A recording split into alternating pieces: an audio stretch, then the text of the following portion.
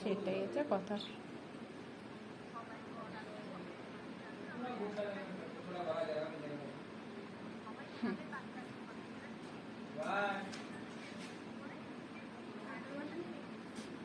হ্যাঁ সেটাই। ও তাহলে ওরা যদি না